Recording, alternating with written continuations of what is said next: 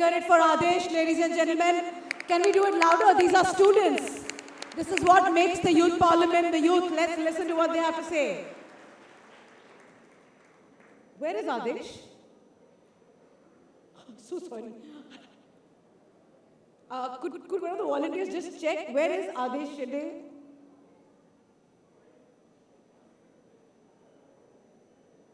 Sorry, just stay with me.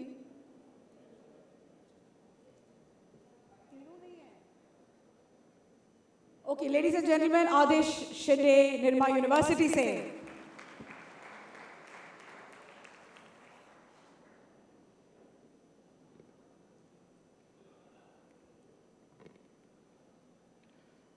Netaji के व्यवहार में बड़ा बदलाव आ गया है. लगता है देश प्रदेश में फिर से चुनाव आ गया है.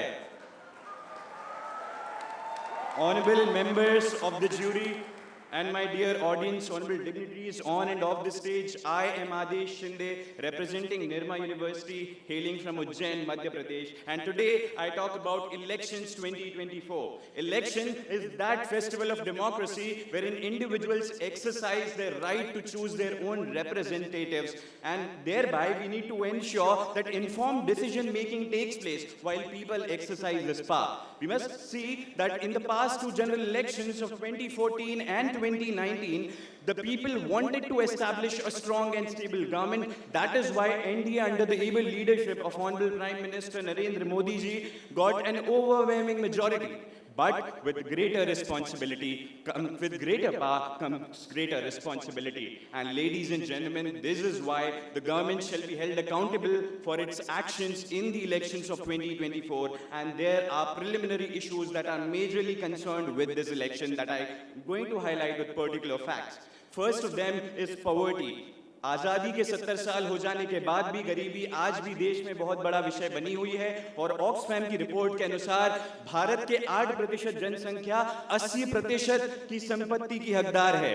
उसके पास 80% संपत्ति है. यानी हम देख सकते हैं कि जेंडर पे और पेमेंट में कितना गैप है.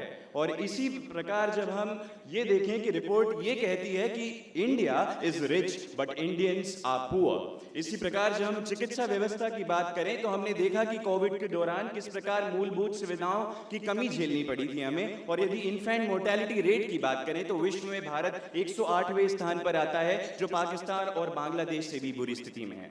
यदि हम ध्यान दें महंगाई की ओर, तो महंगाई लगातार आसमान छू रही है. पेट्रोल, डीजल, घरेलू गैस और खाद्य तेल लगातार आम आदमी की पहुंच से दूर होते जा रहे हैं. यदि हम शिक्षा, स्वास्थ्य, रोजगार की बात करें तो यूनेस्को की रिपोर्ट 2021 के अनुसार यह पाया गया कि भारत के 50% ग्रेजुएट्स एम्प्लॉयबल नहीं हैं. यही हम ध्यान दें कि NSS, national sample survey organisation की रिपोर्ट और मिनिस्ट्री ऑफ लेबर की रिपोर्ट ये कहती है कि 2019-2020 में जो अनएम्प्लॉयमेंट, बेरोजगारी का दर है वो पिछले 45 सालों में सर्वाधिक है. यदि हम इन सभी विषयों पर ध्यान दें और उसके बाद प्रमुख मुद्दे ये भी हैं कि मीडिया की स्वतंत्रता और न्याय व्यवस्था की स्वतंत्रता क्या है. मैं बात करना चाहूंगा दो पंक्तियों से कि न्यायालय के सर पर पड़ती सत्ता की ठोकर देखी है, जो कलम वेद रच सकती थी कुर्सी की नौकर देखी है. जी हां, बेतहाशा यही स्थिति है आज हमारे समाज में मीडिया की, कि मीडिया लगातार उन विषयों पर उठा रहा है जो जनता का ध्यान भटका रहे हैं. जो प्रमुख विषय हैं उन पर बात ही नहीं हो रही है.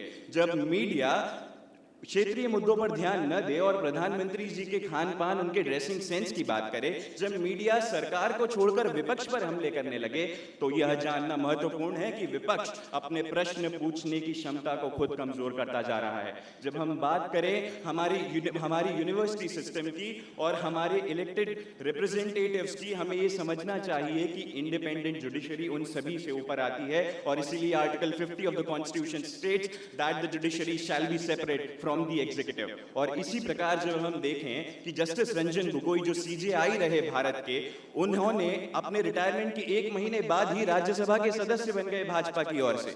यहाँ प्रश्न ये है कि ये प्रश्न चिन्ह उठाता है हमारे न्याय व्यवस्था पे. And Lord Hewart had stated that justice must not only be done, it should also be seen and felt to be done. And that is why I state today that justice is so important in this country and that must be safeguarded. We also talk about how the RTI is important and how constitutional institutions like the RBI and the Election Commission of India hold a lot of importance. जब यह चुनाव हो रहा है तो electoral bonds की बात जरूर होनी चाहिए, क्योंकि इलेक्टोरल बॉन्ड्स एक ऐसा इंस्ट्रूमेंट है जिससे कंपनीज 1 करोड़ या उससे कितनी भी ज्यादा आय या पैसे किसी सरकार या पॉलिटिकल पार्टी को ट्रांसफर कर सकती है। और ये पूरे डोनेशंस एनोनिमस हैं, इसमें नाम नहीं पता चलता कि ये डोनेशन किसने किया है। इसमें ब्लैक मनी ट्रांसफर करने का एक नया तरीका निकल आया है। यदि हम बात करें पीएम केयर्स फंड की, तो पीएम केयर्स फंड को इंडियन ट्रस्ट एक्ट से बाहर निकाल के आरटीआई की दायरे से बाहर निकाल दिया गया, जो भी प्रश्न इस जनता को पूछना चाहिए। और मैं अभी ये बात कहना चाहूंगा कि जब आप इस चुनाव में वोट देने जाएं तो कृपया ये समझें कि न मस्जिद की बात हो न शिवालों की बात हो, लोग भूखे हैं जनाब, पहले निवालों की बात हो। तो इस चुनाव में आप इन मूलभूत विषयों पर प्रश्न करें अपनी सरकार से, आप प्रश्न पूछें, because India is not merely an electoral democracy, India is a participatory democracy, and that is why I urge all of you to not only vote once, you should also hold accountable your government for the entire duration of those 5 years. And that is why I state that if we know what a vibrant democracy is, it is a country wherein people ask questions, or else a silent democracy is a dead democracy.